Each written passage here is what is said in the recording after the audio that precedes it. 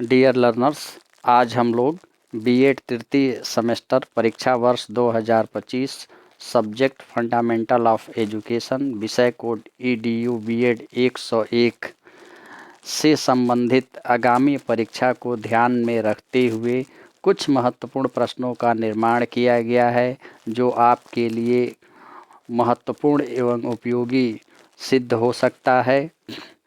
आइए इसी क्रम में देखते हैं। नोट: कुल 3 खंड अ, ब और स है। अभ्यर्थी को सभी खंडों से प्रश्न हल करना है।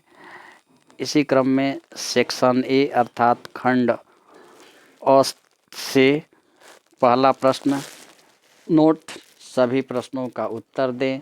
प्रत्येक का उत्तर लगभग 150 शब्दों में होना चाहिए। ए. शिक्षा का संकुचित एवं व्यापक अर्थ। बी. प्रभावशाली विद्यालय की विशेषताएं। सी. व्यावसायिक मूल्य की अवधारणा। डी. शिक्षा के उद्देश्य। ई. इनफॉर्मल एजुकेशन की विशेषताएं। एफ. इनफॉर्मल एजेंसी के रूप में समुदाय की भूमिका। इसी क्रम में सेक्शन बी। नोट: निम्नलिखित में से सभी प्रश्नों का उत्तर दीजिए। प्रत्येक का उत्तर लगभग 400 शब्दों में होना चाहिए। इसी क्रम में दूसरा प्रश्न है, शिक्षा के लोकतांत्रिक उद्देश्यों का उदाहरण सहित वर्णन कीजिए, अथवा मानवीय जीवन के लिए शिक्षा क्यों आवश्यक है स्पष्ट कीजिए।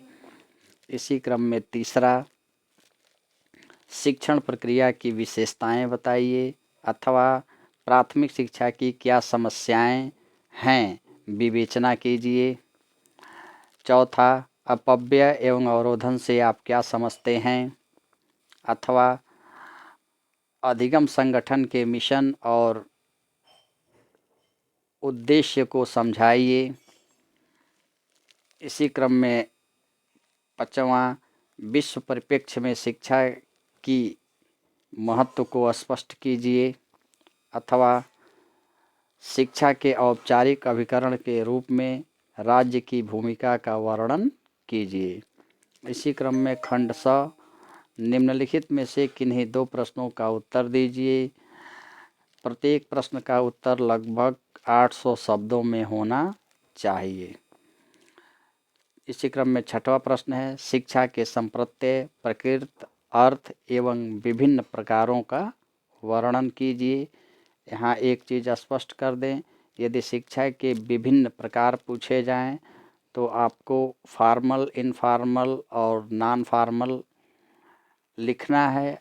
यदि आपसे शिक्षा की एजेंसी पूछा जाए तब भी आपको फॉर्मल, इनफॉर्मल और नॉन फॉर्मल लिखना होगा, क्योंकि शिक्षा के जो प्रकार हैं फॉर्मल, इनफॉर्मल और नॉन फॉर्मल, यही शिक्षा की तीनों एजेंसियां हैं। इसी क्रम में अगला प्रश्न है, शिक्षा के बदलते संदर्भ में विद्यालय की भूमिका का वर्णन विस्तार पूर्वक कीजिए। इसी क्रम में 8वां प्रश्न है, माध्यमिक शिक्षा से आप क्या समझते हैं, माध्यमिक शिक्षा के सुझावों का वर्णन कीजिए। इसी क्रम में 9वां, अध्यापक शिक्षा क्या है, अध्यापक शिक्षा की कमियों को बताते हुए सुधारने के लिए उपयोगी सुझाव दीजिए।